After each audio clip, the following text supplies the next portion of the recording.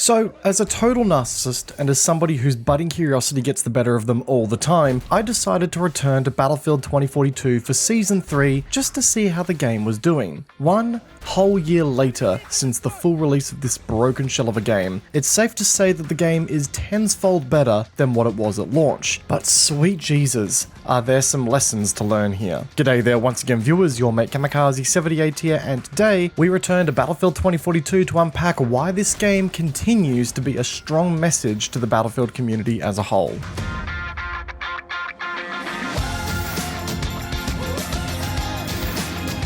So, if you're like me at all, a Battlefield refugee who was cast asunder by the release of Battlefield 2042, you're probably checking in on Battlefield 2042 every once in a while to see whether or not the train wreck continues or the storm has settled. And look, improvements have been made here. Credit has to be given where credit is due. Every time I return to the game, there's no denying that the game is getting better. You know, it's funny actually. It's almost as though, the game should have been delayed at least a year, and what do you know, we would have gotten a Battlefield product that at least resembled that of a full game, like the current version of the game does. But anyways, that's not the way the cookie has crumbled here, and a year later, the game's becoming closer to what I would expect from a Battlefield title. Content-wise, that is. There's enough weapons in the game now to the point where it actually feels like there's some semblance of variety in the weapon choice, even if that variety has such a varying degree of effort thrown into it. More on that later. The maps are actually getting better with each season. Season 3's map, Spearhead, is actually a pretty good time. In fact, probably the most fun I've had in Battlefield 2042 as of yet.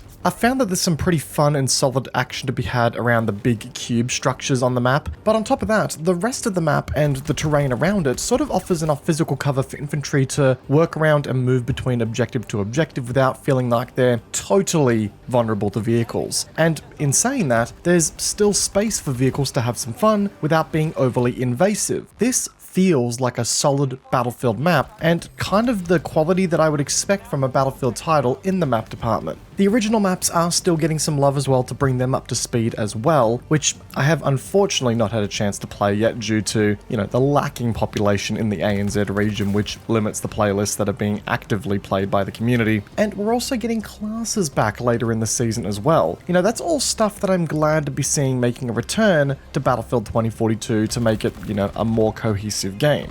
As I said in my last video, this is stuff that really shouldn't be a thing in your post-release cycle. This is all stuff that should have been done in the development cycle, but I digress. We talked about this at length in our last Battlefield video, so I won't dwell on it too much today. Genuinely, I am happy to see the game finally starting to move its way into a state that becomes closer to resembling that of a fully released game. And I'm glad that people are starting to finally get some money's worth out of the title, for that matter. It's something, okay? Something worth highlighting. But there is also such a strong lesson that should be taken away here from this whole experience. This was the Battlefield title that was set to be a return to form, right? It was advertised as the COD killer, the big, scary Battlefield title that was meant to just dominate the market and become the new king. Apparently Call of Duty was meant to be irrelevant by now if the hype was anything to go by. But no, we just had to hit that sweet holiday 2021 release date, right?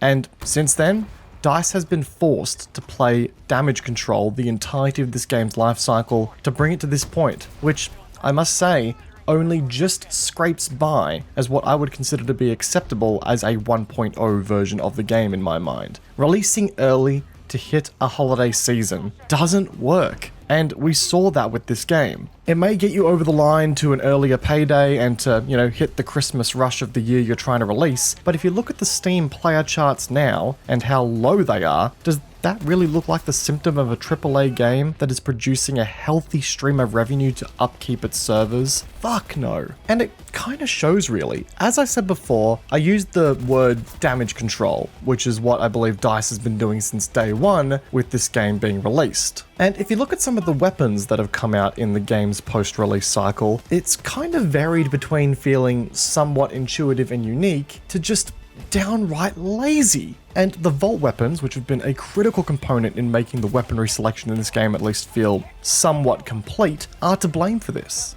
Look, I get it, more weapons are more weapons, but the majority of the weapons added to the core Battlefield 2042 experience are just weapons that have been Control-C, Control-V'd from the Portal mode that don't integrate at all with Battlefield 2042's attachments or the flexibility of those attachments or any kind of progression whatsoever. They are simply copy-pasted into the core game. And part of me kind of sits here wondering, if that's all they're going to be doing with these weapons, why is it taking them so long? If you're not going to spend the time modeling the way in which the new weapon attachments actually interact with the Portal weapons, or modeling any kind of weapon balancing adjustments that come from, say, putting on, close quarters ammunition and a short barrel, then it just makes me really wonder, why aren't all the Portal weapons that are relevant to, say, the era that we're fighting in now in Battlefield 2042 in the game already? Why are we just drip feeding all of this content when it just feels like it could just be added straight in and give players more options to play with? It kind of just once again feels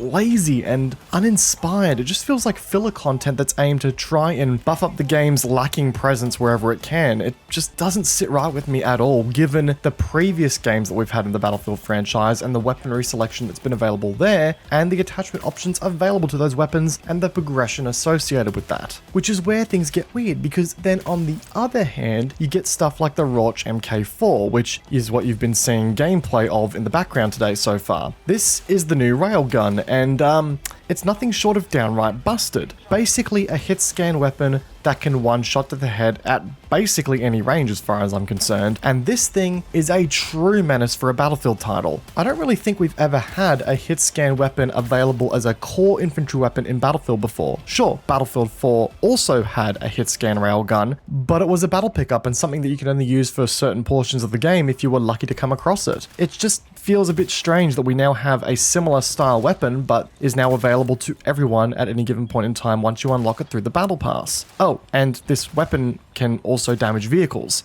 which makes it a true menace if you're using it in groups. So yeah, the duality of effort that I'm seeing here, especially in the game's content from a weapons perspective, is so sparse and so random that it just still doesn't feel like a cohesive game to me. The problem here is that the game is functionally getting more complete. I find myself thinking, this is actually starting to feel like a fun Battlefield game. But I have to remind myself that it still feels like a shell by comparison to previous Battlefield offerings. And this is looking beyond the obvious technical issues like mouse input still not being fixed to this day. And that unfortunately brings me to the conclusion that despite DICE's efforts to try and repair Battlefield 2042, if you will, the Battlefield franchise to me feels like it's become a lazy, half-baked version of its once glorious self. I'm all for celebrating a game that you paid your hard-earned money for getting better, but by the same token, I really don't think there's much to celebrate here. I'm sorry for being a bit of a Debbie Downer, guys, but celebrating kind of tells the developers that we are satisfied with year-long early access betas that cost a full release price tag. It's not acceptable,